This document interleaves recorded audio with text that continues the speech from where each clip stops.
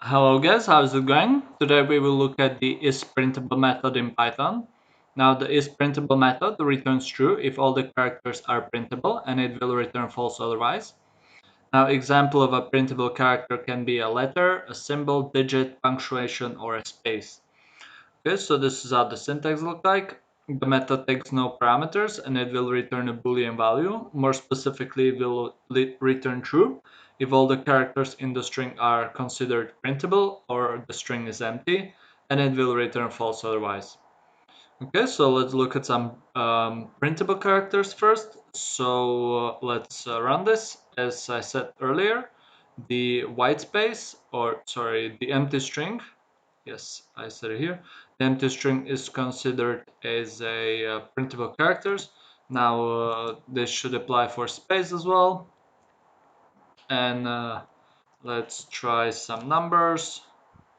Some I don't know, some combination of numbers and sorry, digits and letters, and some punctuation, and maybe some symbols as well. And yeah, it should print out a true in the moment. Okay, yeah, so we can see that all of these characters or symbols that we have tried are all printable. Now let's look at some characters which are not printable. For example, a new line.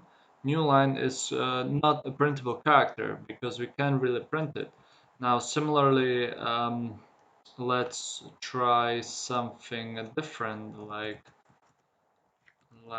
first character in the ASCII table is not printable either. So because if we would try to print the character, uh, we would see that so this is how the first characters in the ASCII table looks like, and as we can see, this is not really a printable character. So that's why when we use the isprintable method, the method will return false. Right, so this is the isprintable method, and that's pretty much it. So thank you for watching.